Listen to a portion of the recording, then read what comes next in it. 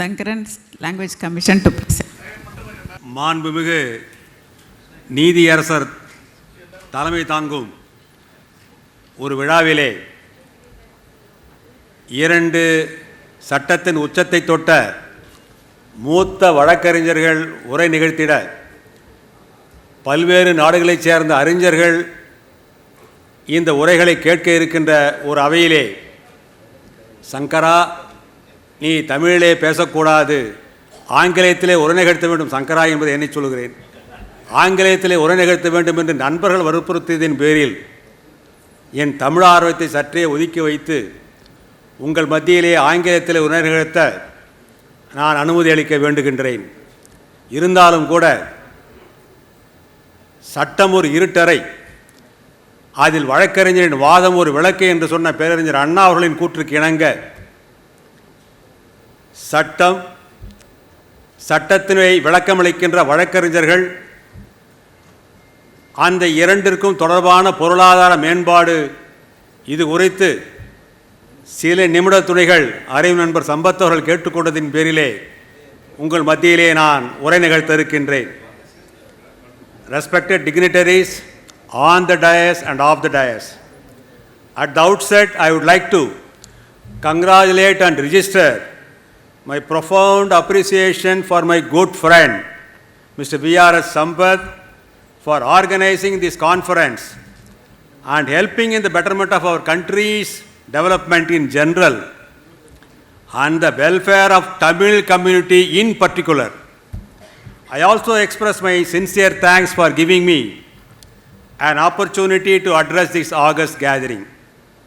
Coming to speak after Thiru Junior Parasaran and Dr. Tyagarajan, Senior Advocate, as third speaker is an unenviable task. It is always difficult coming up after two panelists spoke. There will be little left for me to speak.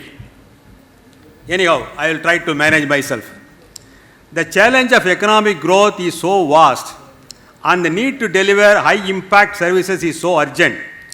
So we need everybody as a group to develop the nation economically. Of course, we need speakers who can speak about this. We need engineers, doctors, teachers, honest taxpayers, and so on. We need everybody who can capture the imagination of the world to end poverty. But deep legal knowledge and deft legal reasoning play a prominent part of the skill which helps to eradicate poverty and promote development. Yes, lawyers are the foundation of our constitution. The technical knowledge of lawyers and their ability to practically apply legal knowledge to draw outline of what is legally permissible makes a robust contribution to the range of skills needed to augment development of commercial activities. Lawyers play an important role in a country's development, with many of them sitting as on legislatures and parliament and assisting with new laws and amending current laws.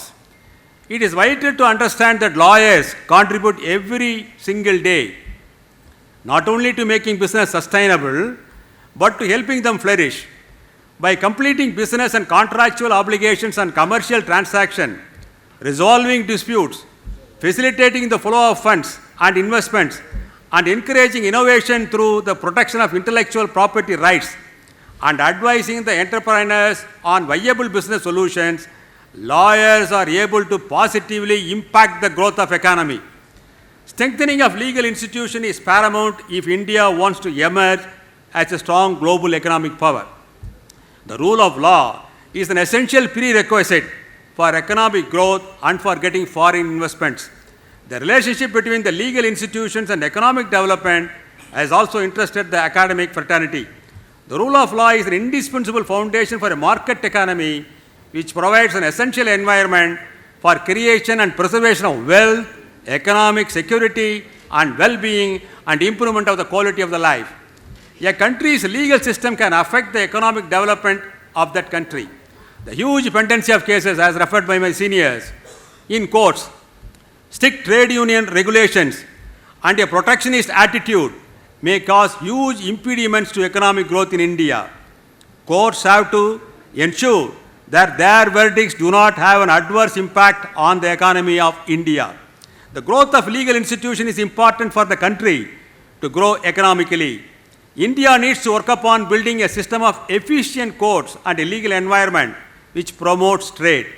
The pendency of cases, as already mentioned, has been a problem, and a policy makers must take active steps for this resolution. The main weakness in law faced by businessmen is a legal uncertainty. Legal certainty is indeed necessary to calculate and anticipate the risk. It is one of the most important factors in supporting the endurance of country's economy. In order to make law flexible for the situation, the government is responsible to make law with sufficient dignity in responding to any demand necessary for economic development. Besides legal certainty, to handle the increasing need of efficiency, legal institutions must be able to play a crucial part or role in adjusting the ideas and conditions which the country develops. The ongoing role of violence, that's very important nowadays, the ongoing role of violence has been highlighted as an even more fundamental constraint on the growth process.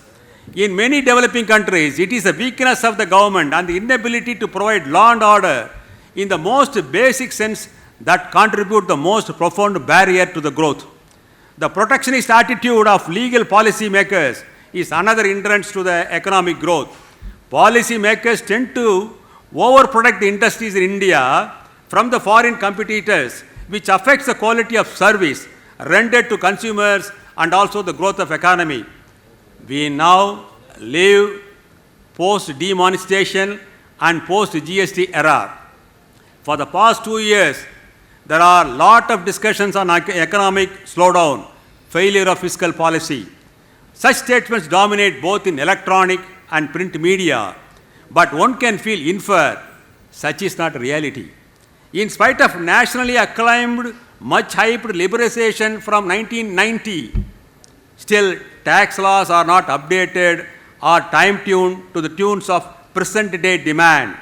There seems to be, with very great respect to my judge, there seems to be a failure in justice delivery system in money laundering, FERA cases, and similar grave offences and tax evasion which affects the national economy. The government, the judiciary, and the lawyers are expected to act effectively and swiftly on these economic offences. If the laws in a state are not favorable to innovation, business by regulating such economic variables such as tax rates, interest rates, and all other such factors, it would definitely affect the economy of a country negatively. It is a law that governs foreign policy, international relations, that therefore ensures globalization in relation to the movement of transboundary products, and it creates a sort of international economy which encourages import and export. Depending on how a country is involved, it must boost the economy. To sum up, the judiciary has an important role to play in the economic development. The judiciary has to deliver faster dispute resolution, which allows businesses to be paid faster, clear up the uncertainties regarding the liabilities, and save further on the economic resources. Further, without lawyers, an effective judiciary cannot exist, and lawyers have to contribute to the growth and development of the economy individually.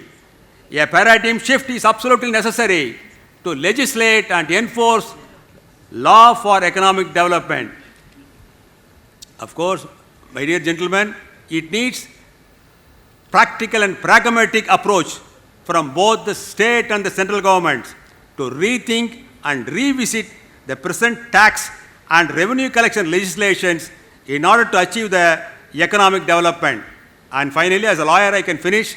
In short, lawyers shake the world of economy in a gentle way.